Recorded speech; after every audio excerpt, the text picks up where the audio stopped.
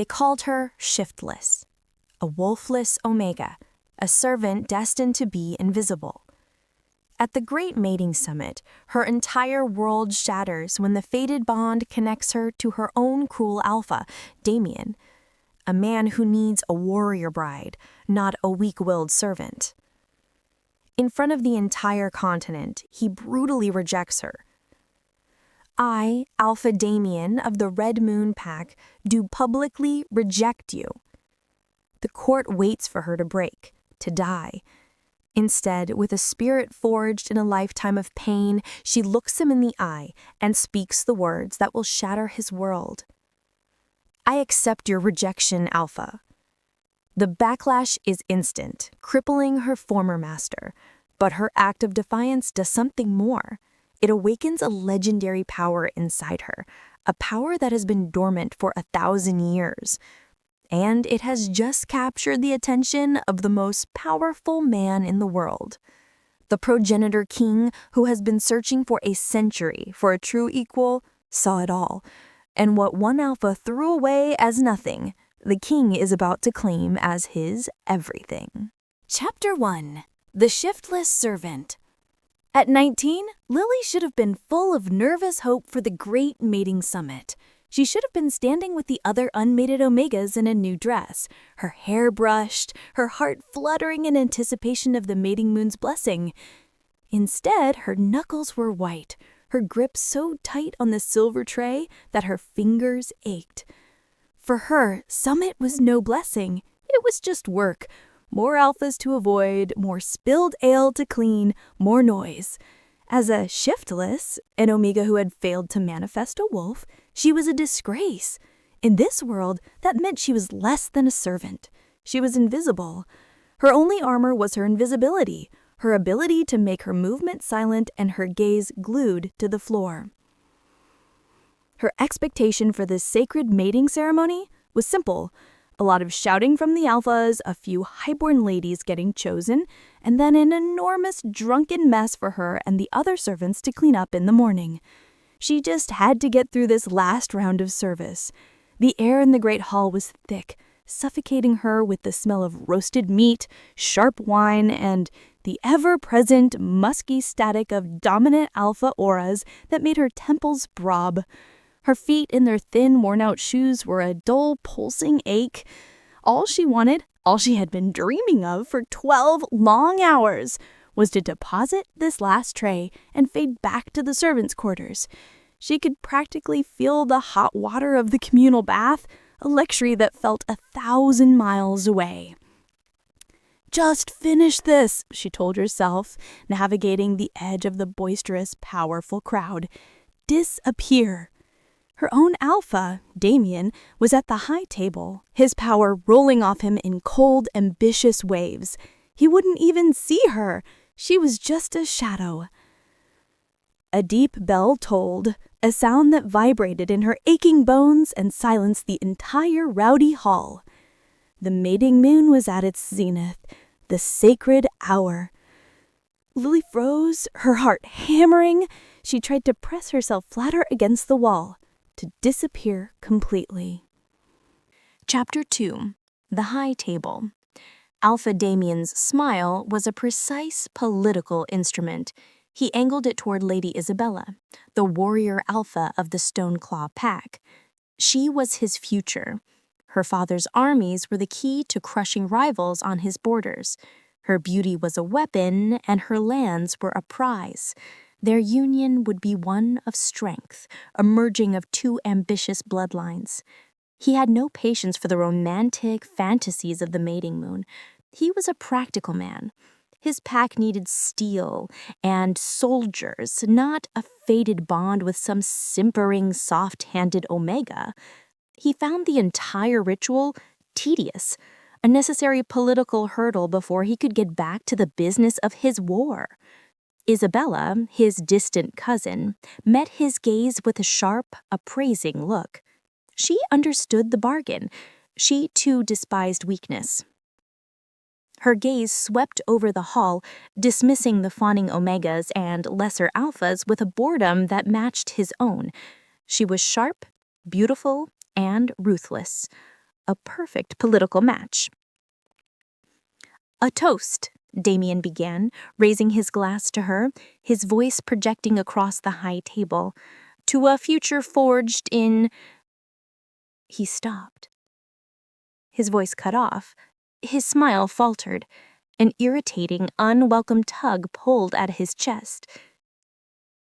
A distraction.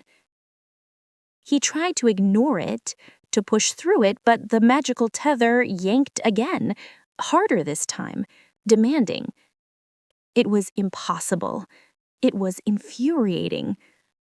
His head turned, as if pulled by an invisible string, away from the warrior alpha who held his future, and toward the shadows at the edge of the hall. He scanned the crowd, his eyes narrowing, searching for the source of this infuriating, magical distraction. His gaze locked onto something, a servant, a nothing. Chapter 3: The Searching King. From his throne overlooking the hall, King Michael watched, and he was profoundly bored. He saw only a room full of peacocks. The alphas postured, their power accrued blustering force. The lunas and omegas preened, offering themselves up. It was all so dull. Michael was an ancient trueblood, a progenitor. His power was not a shout. It was the silent, crushing weight of the ocean. He was here because he must be, a king attending his own tedious function, but he was also here for another reason. He was searching. He had rejected every high-born lady, every political match, every beautiful face offered to him for a century. He wasn't looking for a submissive Luna to bear his pups and manage his household. He was searching for a will of iron, a true spirit that would not simply reflect his power, but challenge it. A partner with an inner strength that could stand beside his own ancient, weary soul. He was beginning to think he would never find her. His eyes scanned the crowd, dismissing them all. The male alphas so proud of their new lands, the female alphas so desperate to prove their strength, the omegas so eager to submit. It was all so predictable, tiresome play. The mating moon's power rose, and he sighed, the sound lost in the hall. Another year, he thought. Another failure. Then he felt it. Not his own bond, but a sharp, sudden snap of a new one. A thin, golden thread of magic igniting in the center of the hall. He looked, his curiosity stirring for the first time in decades. He followed the thread. One end landed on Alpha Damien, a predictable, ambitious choice. The other. His eyes narrowed. The bond didn't land on Isabella, as politics dictated. It landed on a servant girl, cowering by the wall. Interesting. Chapter 4: The Faded Thread. It wasn't a sound, it was a feeling. A searing, violent yank deep in her soul, as if a hook had been set in her very being. Lily gasped, her hand flying to her chest. A searing heat bloomed beneath her palm. She saw it. Only she could see it. A single, shimmering thread of golden light, ethereal and terrifying. It stretched from her, across the entire hall. Her blood didn't just run cold, it turned to ice water. Her stomach plummeted. No. This was a mistake. This was a nightmare. The thread connected directly to the one person she feared most in the world, Alpha Damien. He felt it. His head snapped in her direction. His eyes, which had slid over her 1,000 times as if she were furniture, now snagged. They locked onto hers. It was not a look of love. It was not joy. It was a look of pure, unadulterated shock. The entire hall, following his gaze, turned. The whispers stopped. The music died. The clinking of glasses ceased. 1,000 eyes, the eyes of every powerful wolf on the continent, stared at her. The mating moon had chosen. The world's most ambitious alpha, who needed a warrior bride to win his war, had just been fated to the shiftless omega servant. King Michael, from his high throne, leaned forward, his boredom completely, utterly gone. He watched the scene unfold, his gaze fixed not on the furious alpha, but on the terrified girl. Now, he thought, we shall see what she is made of. Chapter 5. The Executioner's Walk. Crash! Lily's silver tray, laden with goblets, smashed onto the marble floor. The sound was a profanity in the mortuary silence. She was trapped, a spotlight of magic and humiliation. She could feel the scorn from the high table. She could feel the pity from the other servants, which was worse. And she could feel the pure, murderous hatred radiating from her cousin, Isabella. Isabella's face was a mask of cold fury. She had been publicly usurped, not by a rival, but by nothing, by the family's weak, pathetic, shiftless stain. But it was Damien's face that broke her. His expression twisted from shock to a mask of pure, cold contempt. This was not a blessing.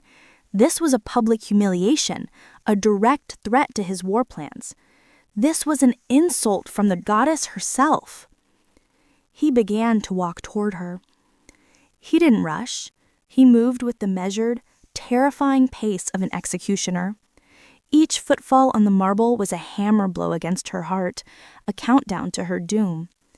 The crowd parted for him. He wasn't walking to his fated mate. He was walking to a problem he had to erase. He stopped, towering over her. His shadow was a cold weight. He looked down as if she were a piece of filth on his boot, something he was reluctant to scrape off. He leaned in, his voice a low, terrifying rumble, for her ears alone. No. Chapter 6. I publicly reject you. Damien's shadow fell over Lily, eclipsing her in a bubble of cold fury. His voice was low for her ears alone. You will sever this bond, now. Lily trembled, the magic of the fated bond singing in her veins a fragile, beautiful song of belonging. It was warring with the terror of the alpha who ruled her life. She couldn't speak. She was nothing. How could she defy a goddess or an alpha? Her silence, her inability to instantly obey, enraged him. He saw his political alliance with Isabella, his armies, and his entire future turning to ash, all because of this stain. He would not allow it. He took a step back, his face hardening into a mask of cruel theater. He was no longer speaking to her. He was speaking to the entire assembly, to Isabella, to the king. I, Alpha Damien of the Red Moon Pack, do publicly reject you. Each word was a physical blow. Lily flinched. The golden thread in her chest pulsed as if it too had been struck. He wasn't finished. He scoffed, looking her up and down as if she were a piece of rotten meat he found on his plate. You are weak. You are shiftless. He spat the word and it hit her harder than a slap. You are a disgrace to your pack and a mockery to the title of Luna. A collective gasp echoed from the crowd. It was the cruelest rejection any had ever witnessed. The words were true. They were the same words she had lived by her entire life. But hearing them from him, the one man the goddess had chosen for her, it didn't just break her heart. It vaporized her soul. To seal the act, he turned his back on her, a gesture of ultimate final dismissal. He walked back to Isabella and pointedly took her hand, raising it for all to see. This is my choice. Chapter 7. I accept. The pack waited, the court waited, the king waited. They all waited for the inevitable, for the weak, shiftless Omega to collapse, for her to scream as the rejection tore her soul apart, the magic turning inward to poison her. A fated rejection, especially one this brutal, was a death sentence. Lily's heart was a shattered, bleeding thing. The humiliation was a physical, crushing weight. She wanted to die. The acid of the rejection was already burning through her. But as she looked at Damien's triumphant back and at Isabella's sneering, victorious face, something else rose up from the ashes of her soul. It wasn't strength. It wasn't courage. It was rage, a cold, sharp rage that was a lifetime in the making. He thought he was casting her aside. He thought he was breaking her. He was just the last in a long line of people who had told her she was nothing. And she was tired. He thought he was rejecting her. He was just setting her free. Lily straightened her spine, a movement that cost her everything. The pain in her chest was a roaring fire, but she fed it with her anger. She lifted her chin from her chest. Her voice, though not loud, was so cold and clear it cut through the entire hall. I, Lily, accept your rejection, Alpha Damien. The world stopped. Isabella's snare froze. Damien's triumphant posture faltered. The court went utterly, profoundly silent. This had never happened. A rejection was an execution. The victim didn't get to agree to it. Chapter 8. The Backlash. The snap was audible, a thwang in her very soul. The golden thread, now violently nullified by both sides, turned black and shattered. The magic had nowhere to go. It rebounded. The major portion of the backlash, supercharged by Damien's public cruelty and the arrogance of his choice, slammed back into its originator. He didn't just shout, he screamed, a raw, guttural sound of a soul being torn in half. His alpha aura shattered like glass, and he collapsed to his knees, his hands clawing at his chest. He, the powerful alpha, was brought low by his own cruelty. But the backlash was not one-sided. Her acceptance, her will, had a price. The remaining energy slammed into her like a battering ram. A sharp cry was torn from her lips as she felt her ribs crack. She tasted blood, coppery and hot. Agony, sharp and blinding, lanced up her side. She stumbled, the hall spinning, her vision going gray at the edges, but she did not fall. She coughed, a fine spray of blood flecking the marble floor. She pressed a hand to her side, agony lancing through her, but her legs locked. Damien was on his knees, broken by his own cruelty. Lily was on her feet, broken but standing. King Michael, who had watched the entire exchange with a breathless intensity, rose from his throne. Chapter 9. The King's Contempt. King Michael moved. He rose from his throne, not with haste, but with the terrifying, deliberate grace of a predator descending from its rock. His power wasn't loud like Damien's. It was an abyss. It rolled out, silencing the whimpers, silencing everything. He descended the steps. He walked directly past the pathetic, writhing form of Alpha Damien. He didn't even spare him a glance. He stopped in front of the fallen Alpha, his shadow covering him. "You fool." The words were quiet, a low glacial rumble, yet they thundered in the hall. Damien, choking on his own pain, looked up at his king, his eyes wide with fear and confusion. "My king, you spat on the moon goddess's wish. You rejected a true gift from the goddess herself." He paused, his gaze swept to the broken goblets on the floor. "For a scrap of land." He turned away from Damien, dismissing him as he had dismissed Lily, a fate worse than any punishment. He walked the final few feet until he stood before her. She was pale, bleeding, and trembling, but she met his gaze. She braced for more scorn, for the king to finish the job Damien had started. But the king's eyes were not cold. They were stunned. He was looking at her as if he was seeing a miracle. He saw the blood on her lips, the pain in her eyes, and the unbreakable steel in her spine. This was the spirit he had been searching for. Chapter 10. The True Claim. You are no one's reject. King Michael's voice was a deep vibration, meant for her alone, yet it seemed to echo in her very soul. His gaze was so intense it was a physical weight. But it wasn't crushing. It was holding her up. His century-long search was over. He moved slowly, as if not to startle her. He raised a hand. He was a king. He did not ask. But his touch, when it came, was a question. It was gentle. He brushed a thumb across her cheek, wiping away a tear she hadn't known had fallen. "You belong to me." The instant he spoke the words of claim, a new magic ignited. It wasn't a thread. It was a supernova, a sun igniting in her chest, roaring to life and fusing with the inferno of power that was him. It was not just a bond, it was an anointing. It was a bond of progenitor-level might. Where Damien's bond had been a thin string, this was a torrent of life. A wave of pure, warm energy flowed from his hand, surging into her. She gasped as his power mended her ribs, sealing the cracks in her very soul.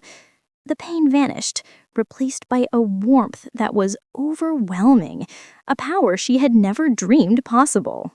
It was too much.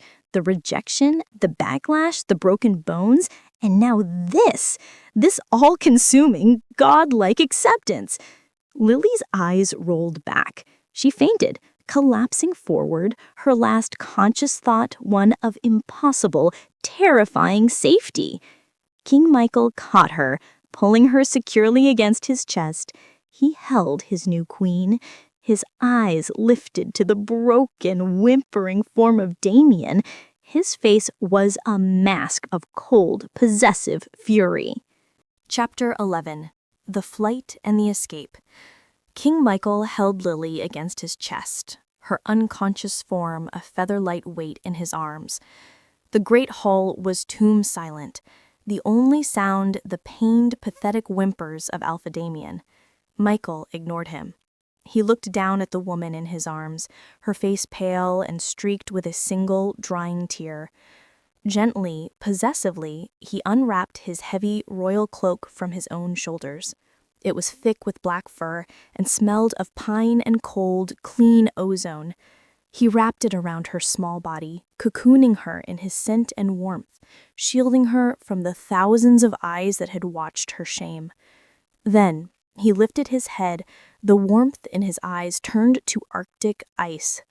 "Royal Guard," he commanded. 4 massive warriors in black and gold armor materialized from the shadows. "Secure the hall. Detain Alpha Damien and Lady Isabella for judgment." He didn't wait for a reply. He didn't care about the gasping court or the furious Alpha Stoneclaw still at the high table. Cradling Lily, he turned his back on the entire assembly. He walked toward the great doors and the crowd scrambled, bowing low, terrified of the suffocating ancient power that rolled off him in waves. He walked out of the hall, leaving the scene of Lily's shame, and stepped into the cool, quiet air of his mountain citadel. Chapter 12. A World of Sensation. Lily woke to everything, all at once. The sheets beneath her weren't just soft. She could feel the individual, microscopic fibers of the silk against her skin. The fire wasn't just crackling. She could hear the snap and hiss of sap boiling inside the wood. It was too much. She sat bolt upright, gasping, her heart rabbiting in her chest.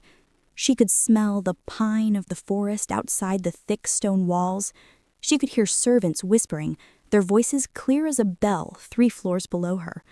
The room, vast and full of rich furniture, was so sharp and clear it made her eyes ache. It was a violent, overwhelming attack on her senses. "You are safe." The voice came from the shadows. King Michael was there, sitting in a high-backed chair, watching her. "My king," she whispered, her voice hoarse. She automatically started to scramble off the bed, to bow, to make herself small. It was an instinct carved into our bones. "No." His voice was gentle, but it held an iron command that stopped her instantly. "You will never bow in this citadel again." He moved closer, his pace slow, as if approaching a wounded deer.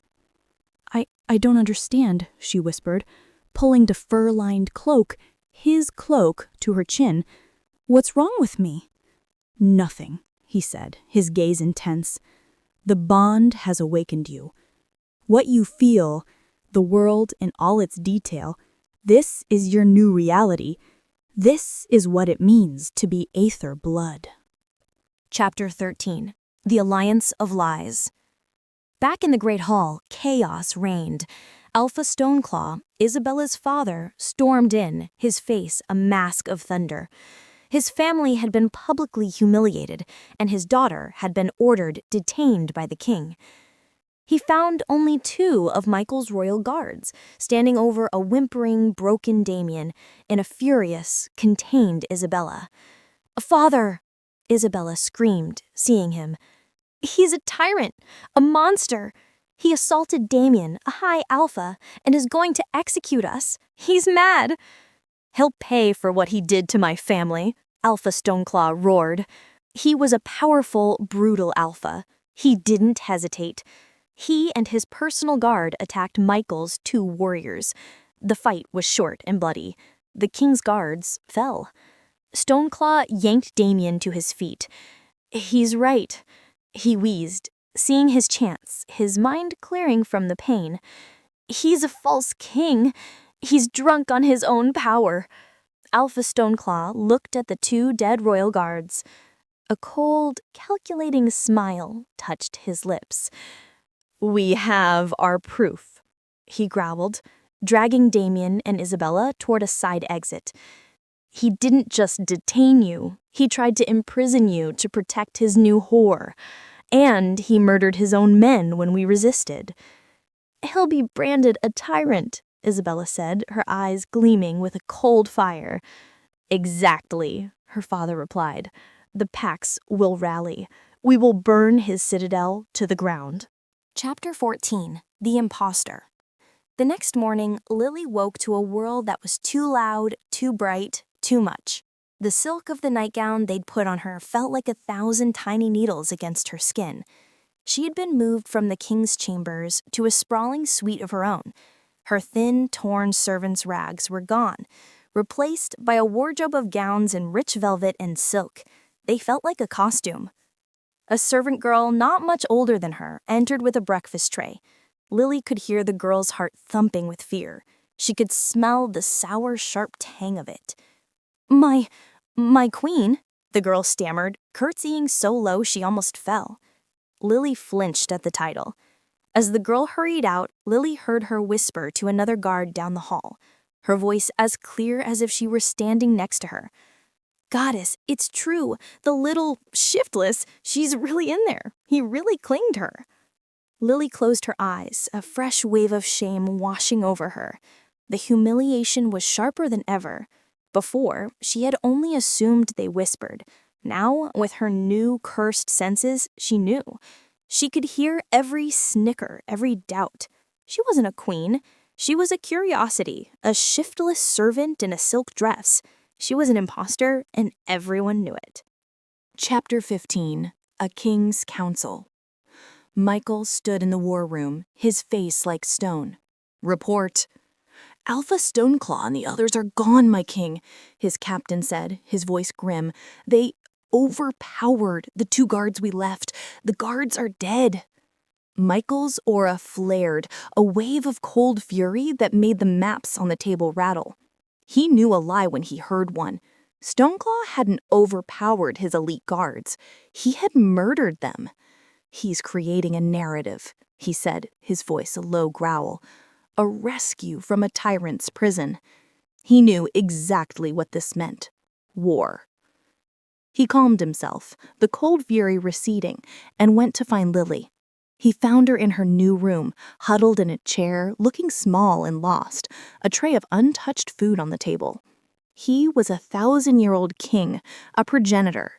She was a 19-year-old girl who had been a servant yesterday. He had no idea how to comfort her. "Are you well?" he asked, his voice stiff. She just nodded, terrified. He sighed. He was not good at this. He decided to be direct.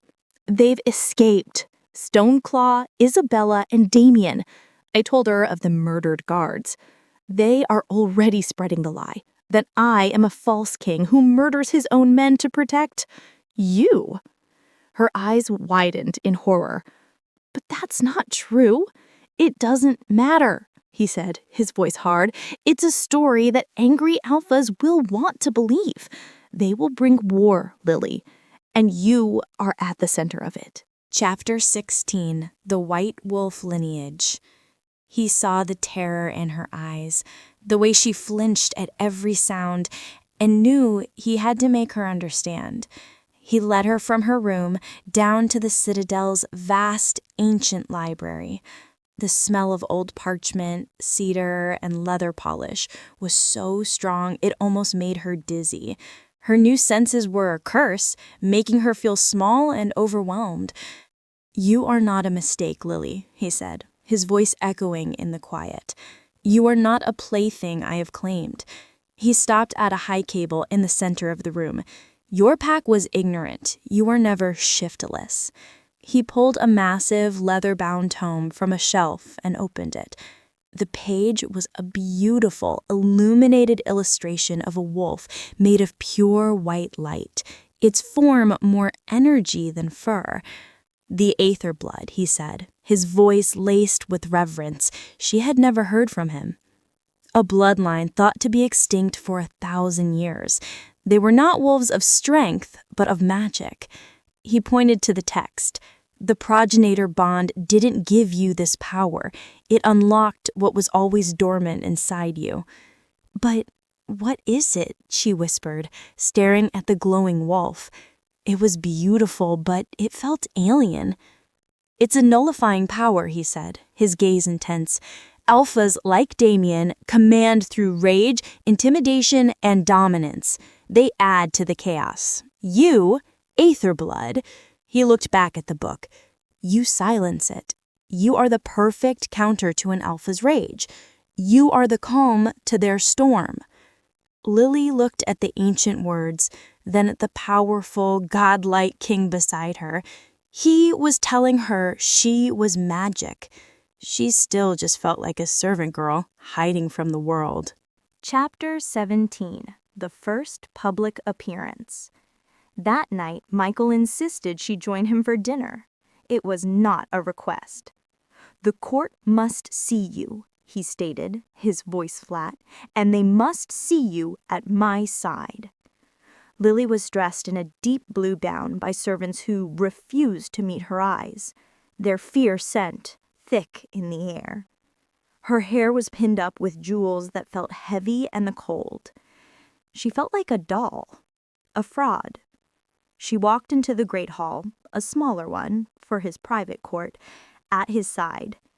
Every lord and lady, every warrior and advisor stopped. The silence was deafening. With her new senses, their whispered judgments were a roar in her ears. The servant. Illegitimate. Damien's reject. Can you believe he claimed that? She kept her head down, her hands clenched in her lap, her stomach in knots. A visiting alpha, Lord Valerius, a man with a sneering face and cruel eyes, raised his goblet. "A toast," he said, his voice oily, his eyes fixed on Lily, "to surprising new additions to the court." He smiled, a cruel thin line. "She cleans up well, my king. For a servant." The hall froze. Lily wanted to die. Michael didn't roar, he didn't shout. He just set his goblet down on the stone table. The click was deafening in the silence. "Lord Valerius," Michael's voice was pure, cold ice. "You will address your queen with the respect she is owed, or you will not address anyone ever again." Valerius turned white. Michael, without looking away from the Lord, reached across the table and placed his hand over Lily's. A public, possessive, and undeniable claim. Lily's heart hammered, not in fear, but in something else, something new. Chapter 18, The White Wolf's Power. The next day, Michael took her to the high, windswept training yard. "Your body is new," he said, his voice flat. "You must learn it." He gestured to Kael, his largest guard, a man built like a mountain. "Push him." Lily looked at Michael in horror. "My king, I can't." "You can," he said. "The bond has given you more than just senses. Push him." Trembling, she placed her palms on the guard's massive chest plate. Kael braced himself, his expression bored. Lily pushed, expecting him not to budge. It was like pushing paper. The 300-pound warrior in full armor flew backward, his feet leaving the ground. He smashed into a stone wall 10 feet away and collapsed, groaning, the wind knocked out of him. Lily shrieked, her hands flying to her mouth. I'm so sorry, I broke him." Michael just raised an eyebrow. "I said push him, Lily, not end him." The power, her new strength, the roaring senses, it was too much. The shock, the fear, the raw power surged in her veins, looking for an escape. She cried out as a new, different pain lanced through her. She felt her bones crack, shift, and reform. It was agony. She fell into her knees, her scream becoming a howl. The pain subsided, leaving her panting on the cold stone. She looked down at her hands. They were no longer hands. They were paws, covered in fur as white as snow. She was a wolf, a pure, sleek, and powerful white wolf. She looked up, her vision sharper than ever, and saw Kael and Michael staring, their mouths open in pure, unadulterated awe. Chapter 19. The Queen's Aura. She shifted back, naked, trembling, and crying, huddled on the cold stone. Michael wrapped her in his own cloak. "A true shift," he whispered, his usual coldness gone, replaced by awe. But Lily was terrified. "I'm a monster," she wept. "You are a queen," he countered, his voice hard. The next day he pushed her. He was worried. The reports of the allied alphas were growing. The shift is just strength. Your real power is the aura, the calm. You must learn to control it. "I don't know how," she cried, overwhelmed and frustrated. "You will," he insisted, his patience wearing thin, the king returning. "We don't have time, Lily. War is coming. You must learn to be a weapon." "I'm not a weapon," she yelled, for the first time in her life, yelling at an alpha. "Stop pushing me." She turned and ran from the courtyard, leaving him stunned. Later, she was huddled by a window in the library, trying to meditate, to block out the world. Below, in the main yard, 2 guards were sparring. Their shouts and the clang of their blades were sharp and painful to her new ears. Their alpha auras were like a foul smell, all aggression and sweat, grating on her nerves. "Just be quiet," she thought, her frustration boiling over. She closed her eyes and shoved with her mind, not with her muscles, desperate for a moment of peace. A pulse of energy, silent and invisible, washed over the yard. The clang of steel stopped. Lily opened her eyes. The 2 guards had lowered their swords. They stood breathing heavily, their anger and aggression gone. They just looked at each other, confused. What were we doing?" one asked. Lily gasped, her hand flying to her chest. She had done it. Chapter 20. The Enemy's Move. In a smoky, lamplit tent in the Stonecaw territories, a map of the continent was spread on a rough-hewn table. Damien paced, a goblet of wine in his hand. His ribs still sent a sharp, agonizing throb through his body with every breath, a constant, dull reminder of his public humiliation. He wasn't just angry, he was furious. The pain was his fuel. 4 packs, Alpha Stoneclaw growled, jabbing a thick finger at the map, his voice a low rumble. "Suncrest and Ironfang are with us. They've bought the story of the murdered guards completely. They see Michael as a rabid dog who needs to be put down." "He is a tyrant," Isabella spat, her face a mask of hatred. She was cleaning her blade, her movements sharp and vicious. She had not forgotten Michael's cold, dismissive gaze or the insult of being imprisoned. Her ambition for Damien had been political, but her hatred for Lily was a deeply personal, burning thing. He stole what was mine. He humiliated our bloodline. It doesn't matter what he is, Damien said, stopping his pacing. It only matters what they think he is. A false king who murders his own men and steals fated mates. It's a good story. It's a righteous one. It's not just war, Stoneclaw said, his eyes cold and calculating. He saw this not just as revenge, but a power grab. With Michael gone, he would be the one to stabilize the continent. He must give them a banner to rally behind, a reason beyond simple greed. He unrolled a new banner, one without their individual pack crests, but with a stark silver sword. We will be a purification alliance, here to cleanse the continent of a tyrant who breaks sacred bonds. Isabella looked at the banner, a slow, cruel smile touching her lips. I like it. He'll be hiding in his fortress, protecting his new whore. We'll burn it to the ground, and her with it. Damien's smile matched hers. A purification alliance. We are not just at war. We are righteous. Chapter 21.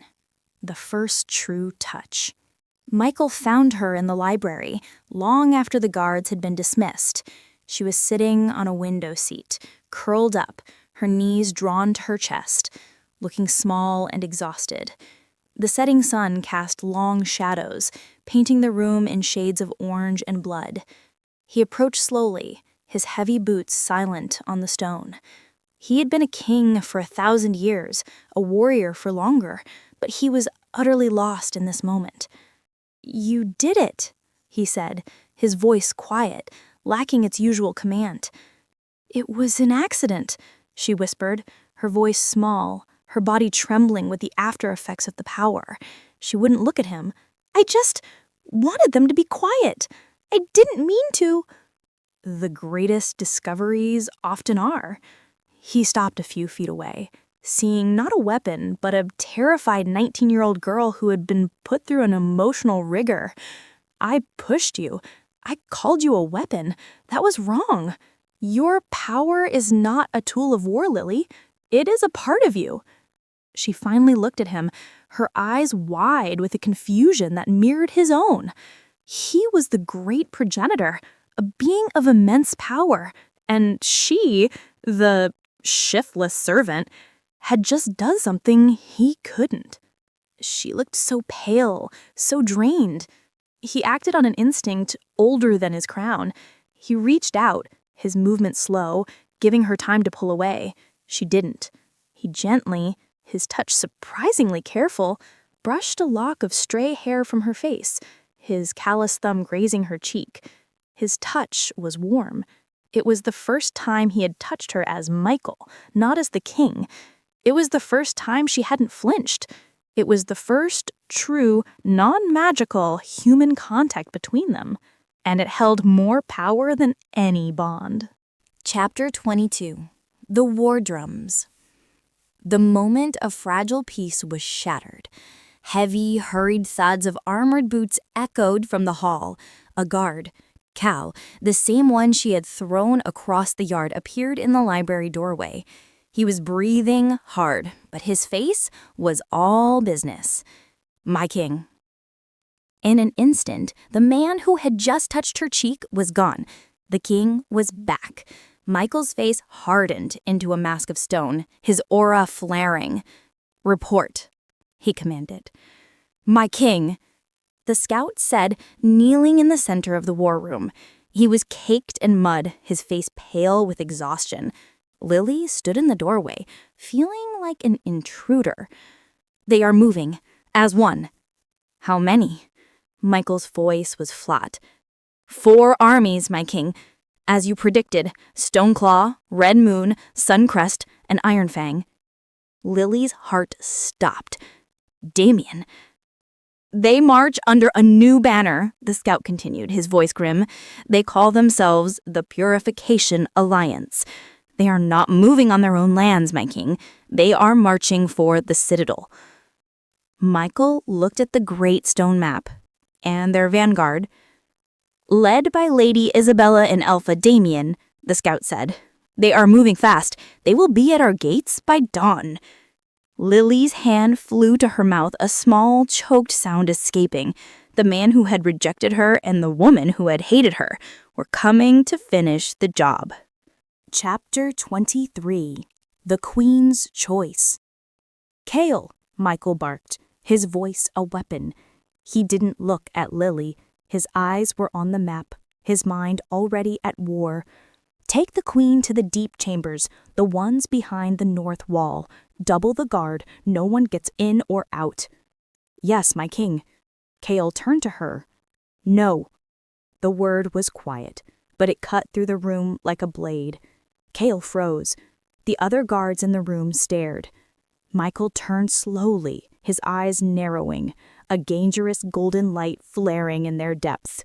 His aura spiked with a low, dangerous warning. What did you say? Lily was terrified. Her knees were knocking. This was the king, the progenitor, but the girl who had cowered in the hall was gone.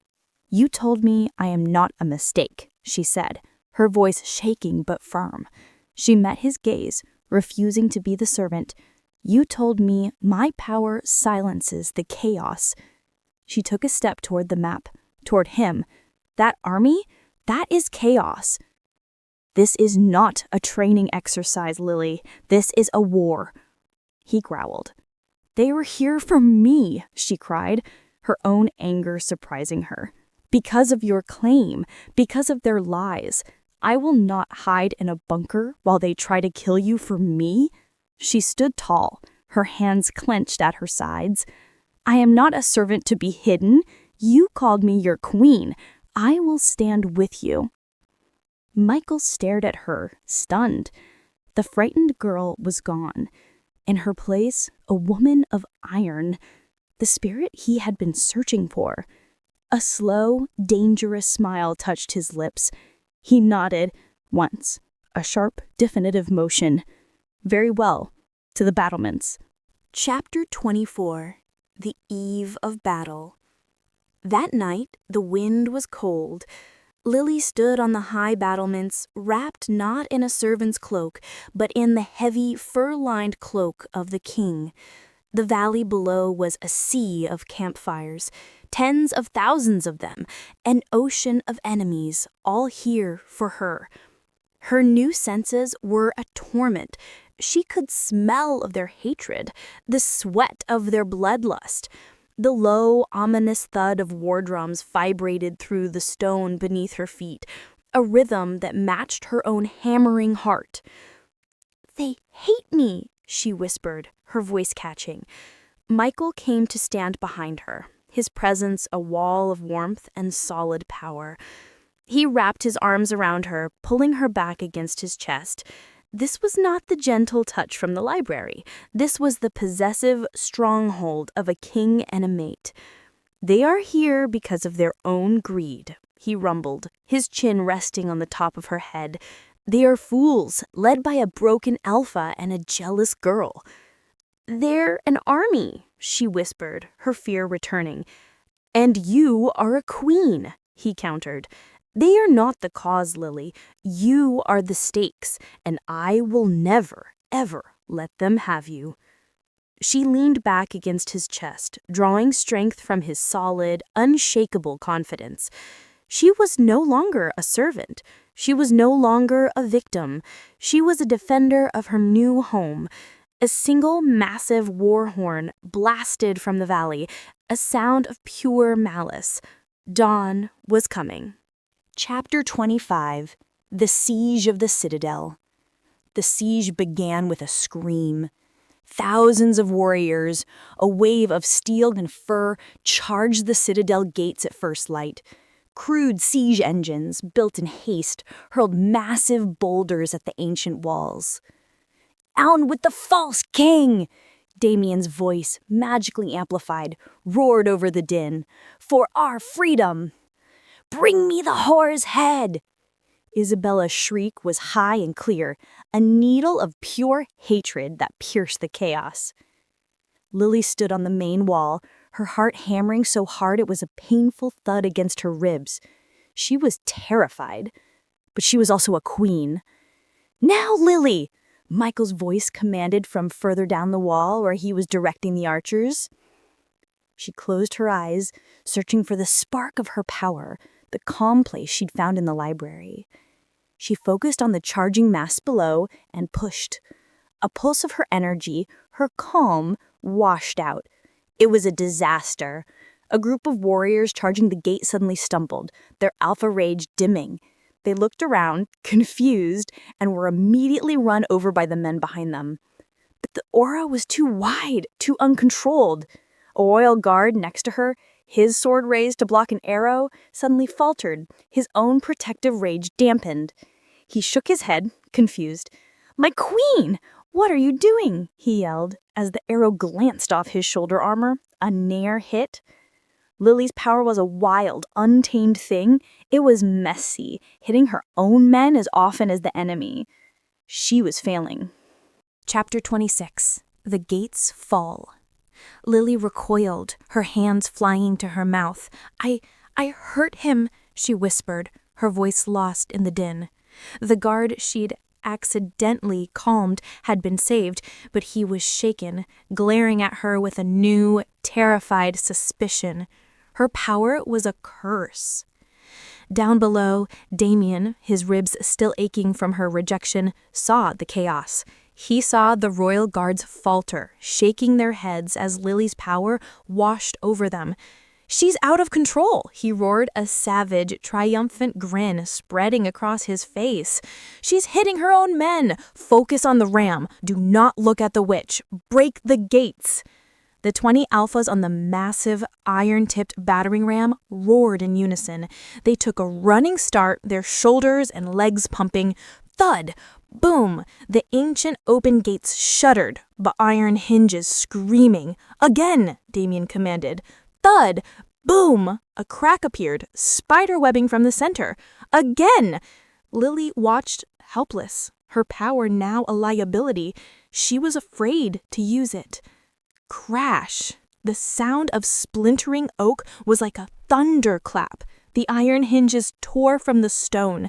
The main gates of the citadel burst inward, a wave of dust and splintered wood. For a heartbeat, there was silence. Then the army screamed in triumph. "They're in!" a guard on the wall screamed, his voice breaking in terror. "The courtyard is lost!" From the battlement, Lily watched in horror as the enemy army, a tide of steel and fur, poured through the broken entrance, flooding the main courtyard. Chapter 27. The King's Stand. King Michael was a vortex of death. He met the wave in the center of the courtyard, not as a king, but as a progenitor. He was a force of nature, his every move a blur of lethal, overwhelming power. He didn't just fight, he unmade them, his blade a silver blur, but he was surrounded. Damien, Alpha Stoneclaw, and the other 2 allied alphas, Suncrest and Ironfang, had been waiting for this. They didn't engage him at first, letting their warriors soften the target, soaking up his energy. Then, as one, they converged. "He's mine," Damien roared, his blade clashing with Michael's. "He's ours," Stoneclaw corrected, his own sword slicing at Michael's side. It was 4 alphas against 1, and they were still, impossibly, losing. Michael was stronger, faster, and more skilled than all of them combined. He fought like a god, a whirlwind of black armor and silver steel, anticipating their every move. But he was only one man. The enemy army, screaming in triumph, swarmed his elite royal guard, separating them, cutting them off from their king. A warrior, seeing an opening as Michael parried Damien, lunged at his unguarded back. Michael, without looking, impaled the man, but the distraction was all Damien needed. He lunged and his blade finally found purchase, slicing a deep gash in Michael's side. Michael didn't cry out, but a pained grunt was torn from him. He was bleeding. On the wall, Lily saw it. She screamed. Chapter 28. The Cousins' Duel. Lily screamed, a useless thin sound in the roar of battle. She turned, desperate, to run down the stairs, to get to him, to do something. A figure in black armor blocked her path. "Going somewhere, cousin." Isabella stood there, her helmet off, her sword drawn and dripping, her face a mask of insane fury and triumph. "He's bleeding, isn't he?" she taunted, her eyes wild. "The progenitor can bleed after all, and now you will too." "Get out of my way," Lily yelled, drawing the dagger Michael had given her. "You were always nothing," Isabella shrieked, her voice cracking. "Hiding in the kitchens, now you're hiding on a wall. You can't even fight your own battles, you can't control your own power." She lunged, her skill obvious. She was a warrior born, her blade a silver blur, a strike meant to kill. But Lily wasn't the girl from the kitchen. Her new heightened senses saw every micro movement, every shift of Isabella's weight. Her new body moved. She sidestepped the lethal thrust, the wind of the blade hissing past her ear. Isabella stumbled, shocked by her speed. "How?" "I'm not nothing anymore," Lily hissed. "You'll always be nothing," Isabella roared, her alpha rage taking over. She charged again, her skill forgotten, relying only on brute strength. "You'll die as a servant, just like you lived." Chapter 29. The Queen's Will. Isabella charged, her sword high, ready for a killing blow. Lily didn't dodge this time. She stood her ground, she met the blow. Isabella's steel blade, swung with an alpha's full strength, crashed down. Lily raised her bare forearm. Clang! The sound of steel on something harder than steel echoed on the wall. The sword didn't cut, it rebounded, the vibration shuddering up Isabella's arm. Isabella's eyes went wide with pure, unadulterated shock.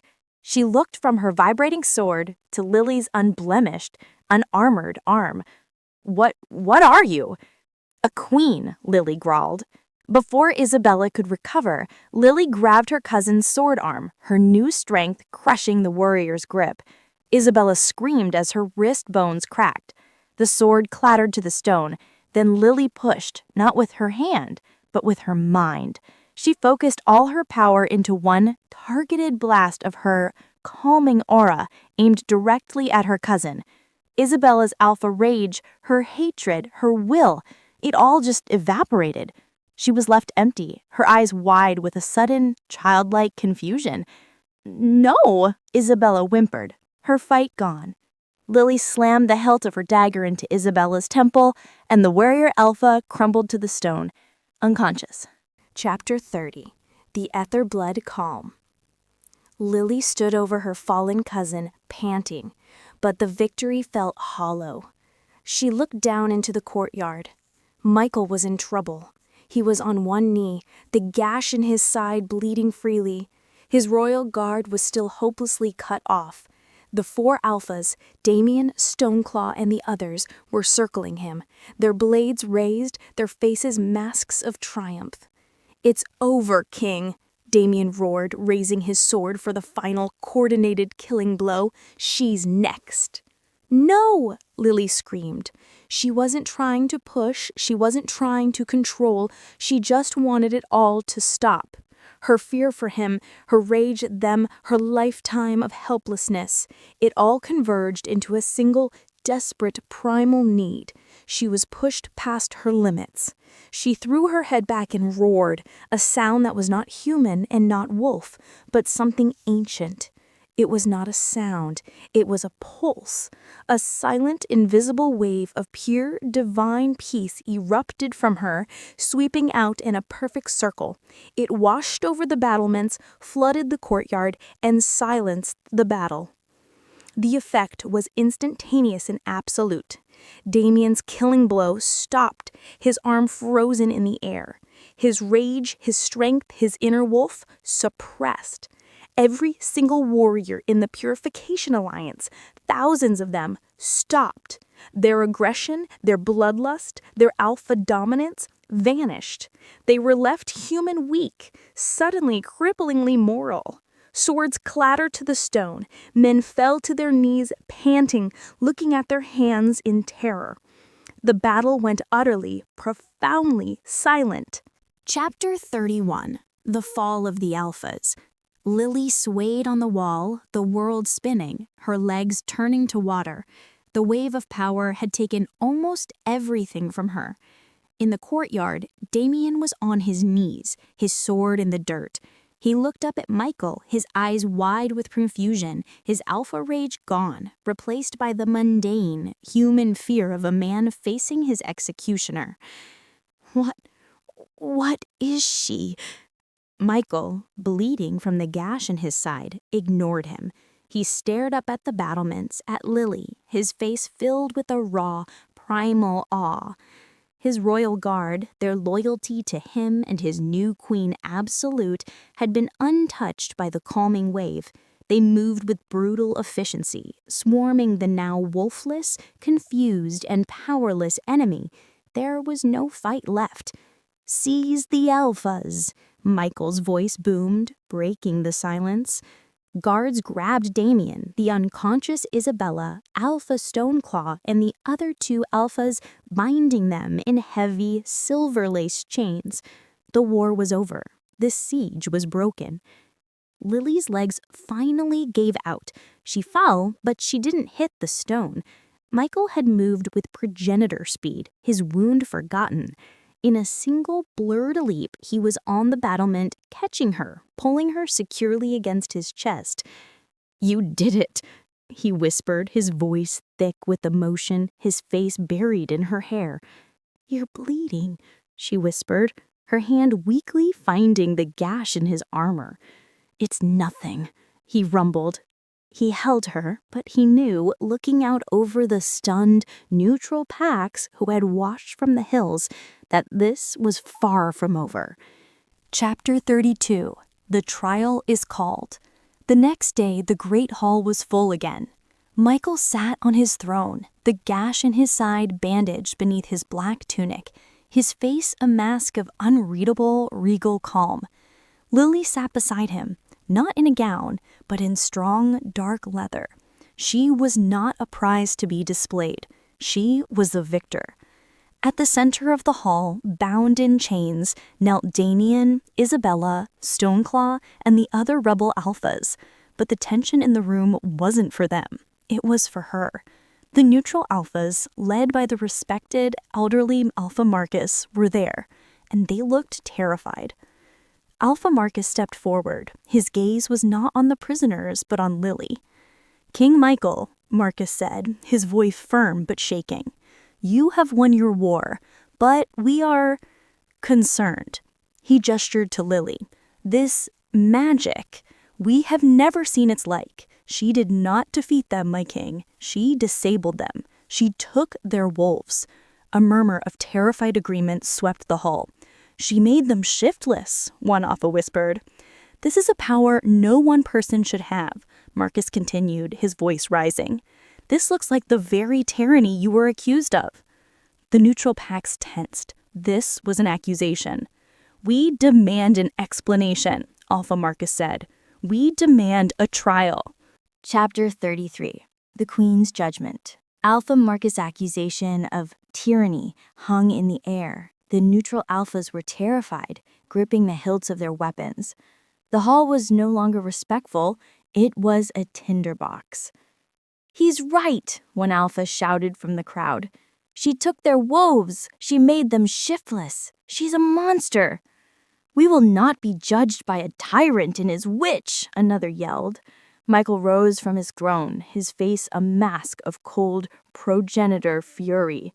His aura flared, a crushing wave of power that forced the shouters to their knees, their words choked off. He was ready to silence the entire rebellion with force. "No." The word was quiet, but it cut through his own power like a blade. Lily stood. She placed a hand on Michael's arm. The entire hall, including Michael, stared in stunned silence. His killing aura, the most terrifying force on the continent, receded at her touch, bending to her will. She was not silencing him, she was calming him. She turned to the crowd, her fear gone, replaced by a cold, righteous anger. "You want a trial?" she said, her voice ringing. "You want to know what a tyrant looks like?" She pointed not at Michael, but at the bound prisoners. A tyrant is a man who rejects a fated bond given by the goddess because he prefers armies. A tyrant is a woman who builds a purification alliance on a bed of jealousy and lies, getting thousands killed. You have been accusing the wrong person. She stepped past Michael, walking down the steps alone. She was not his witch. She was not his puppet. She was the queen he claimed. And she was the one they had wronged. "I am the one who was rejected," she said, her voice dropping, yet carrying to every corner. "I am the one who was called a whore, and I am the one who had to stop a war you were too blind to see was a lie." She stopped in the center of the hall, between the alphas and the prisoners. "I will not be tried by you, Alpha Marcus, and he," she gestured to Michael, "will not be tried." She turned to the prisoners. "They will, and I will have the truth." She hadn't just accepted the trial, she had taken it. Chapter 34. The Queen's Truth. Lily walked until she stood in the center of the hall, facing her accusers, her prisoners, and the watching packs. "You were all here," she said, her voice clear and cold, echoing in the vast hall. "You all saw Alpha Damien reject me, and you all saw me accept." Alpha Marcus looked wary. "Queen Lily, we saw your power, the calm. It is a terrifying weapon. You have seen 1/2 of my aether blood power," she announced, her voice ringing with a new authority. "The power to suppress the wolf, the power you fear." Her eyes began to glow with a soft, undeniable white light. The entire court gasped. "Now you will see the other." She turned, her gaze fixing on the bound rebels. "My bloodline does not just command the wolf," she said, her voice like steel. "It commands the ether, the spirit. It commands the truth." She walked until she stood directly in front of her cousin. "Lady Isabella," Lily commanded, her voice ringing with power, "tell them the truth. Why did you really go to war?" Chapter 35. The Confession of Isabella. Isabella's eyes went wide. She fought it, her whole body trembling, her chains rattling. I fought to stop a tyrant. I fought for... The lie was choked and weak. Lily's power washed over her, a pure white light that only Isabella could feel. A light that burned away all deception. The compulsion was absolute. The truth, ugly and raw, tore its way out. "I hated her!" Isabella shrieked.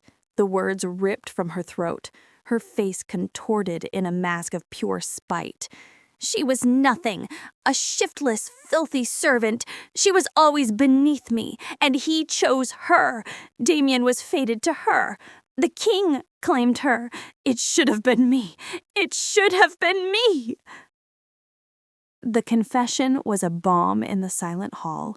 The neutral alphas looked horrified, their gazes shifting from Lily to Isabella. "I spread the lies," Isabella sobbed, all pretense gone. "I told my father Michael was a fraud. I told him he murdered his guards. I told Damien we could win. I wanted her dead. I wanted them all dead." Isabella collapsed, a weeping, broken mess. Chapter 36. The Confession of Damien. Lily turned, her face a mask of cold justice. The court was silent, reeling. She walked to the man who had started it all.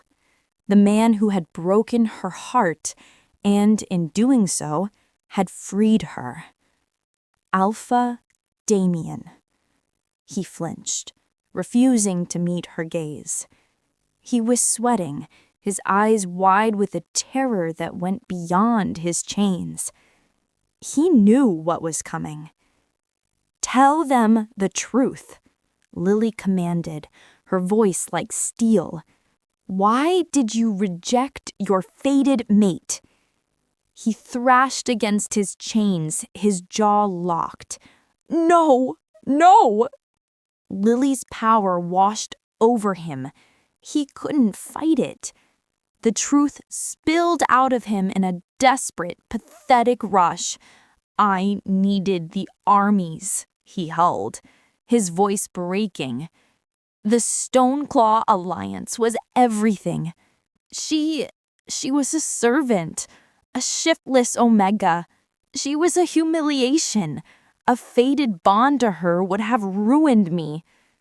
Alpha Marcus, the neutral leader, looked disgusted. "So you defied the moon goddess's will?" "Yes," Damien sobbed, the confession tearing him apart. "I didn't care about the goddess. I cared about my war. I knew it was a true bond. I saw it, and I rejected it anyway. I would have let her die from the pain if it meant I got my armies. I never believed he was a false king. That was a lie to get my power back." Chapter 37. The True Luna. The confession hung in the dead, silent air. The truth, in all its ugly greed, was finally laid bare. The lie was broken. The Purification Alliance was exposed as a sham built on jealousy and ambition. Alpha Marcus of the Silverwood Pack was the first to move. He turned away from the prisoners and faced Lily, his head bowed low. "My queen," he said, his voice thick with shame, "you have been wronged by all of us. We ask your forgiveness." One by one, the other neutral alphas, the ones who had whispered and doubted, bowed their heads. "My queen," they echoed. Lily stood tall, the white light in her eyes fading, leaving only her own quiet strength. King Michael rose from his throne. His voice, calm and final, pronounced the judgment. "Alpha Damien, Alpha Stoneclaw, and all who followed them, you are stripped of your titles and your lands. You will be exiled to the Withered Barrens, to live out your days as shiftless, just as you once forced upon others. Lady Isabella, for your crimes against the Queen, you will be imprisoned." He turned his gaze from the prisoners, dismissing them. He looked only at Lily. He walked to her. The entire court watched, holding their breath. The king of alphas, the progenitor, did something no one had ever seen. He bowed, a clear, respectful incline of his head. "You have saved us all, my love." "We saved each other," she whispered back, placing her hand in his. As their hands touched, their bond flared, a warm, golden light that everyone in the hall could feel. Lily, the shiftless servant, stood beside her king, her head held high. She was no longer a reject. She was the aether blonde queen. She was the true Luna.